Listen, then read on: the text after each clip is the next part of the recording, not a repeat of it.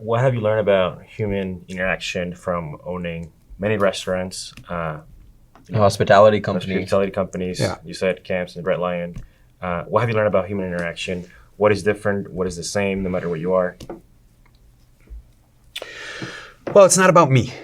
I don't necessarily build for my desire. I pay attention very much. So if I'm doing a restaurant, so I have a lot of restaurants in a lot of neighborhoods in Chicago, now in New York, downstate. You have to know what your market is. So you're starting, but what does that mean?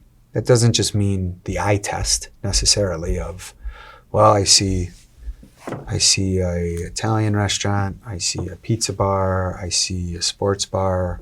There's nothing French here, I'll build French. I mean, it's a little bit more. I think it's dialoguing with the community, asking neighbors, geo-fencing or geotag, studying through those geotags, the most tagged activities in the area.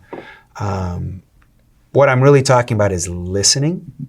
I think a lot of times entrepreneurs have converted their thesis into a law at the beginning, and they're just going to force the facts into delivering what they believe they want. I actually start with a very blank landscape. What I may think is going to work may not, and that's just, having the assurance that a pivot is not a failure.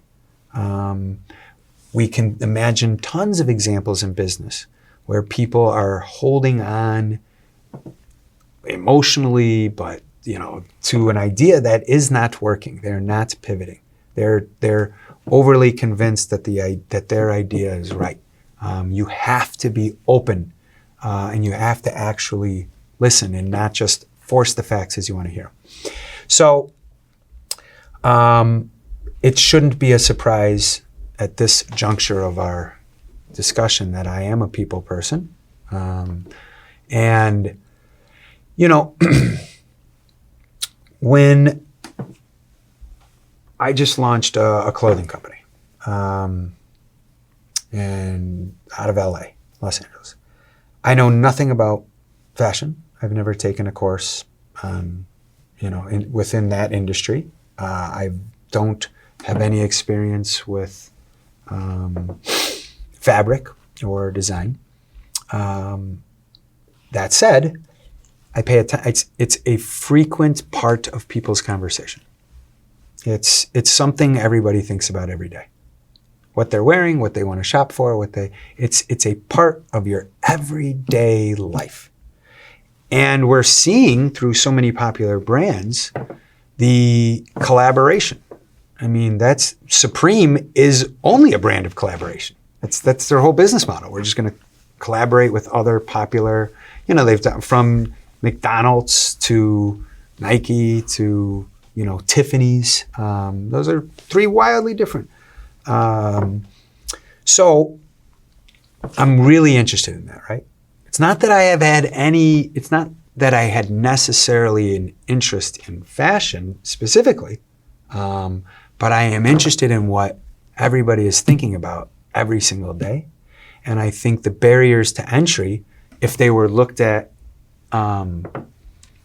through like a mononuclear, like through myself, there's huge barriers of entry, i.e. I don't know anything about it. But if going back to, freshman year, if I can reach out to peers, colleagues, and buy them a cup of coffee and just start talking and sharing ideas and what I think and how I'd like to,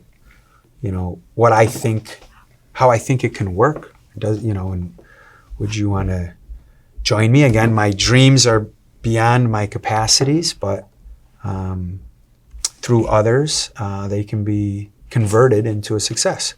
So yeah, I mean, that's very consistent. I knew nothing about real estate until I started a real estate company. Now, I'm making a lot of assumptions there. It's kind of a jerk I'm kind of a jerk by, suggesting that if you're interested in something, just launch a company. However, what I am saying is that part of my algorithm, a big chunk of it, is just identifying what interests people and how I can participate. Knowing that I'm going to have to work with others who are experts or who are very versed. So Probably engineers.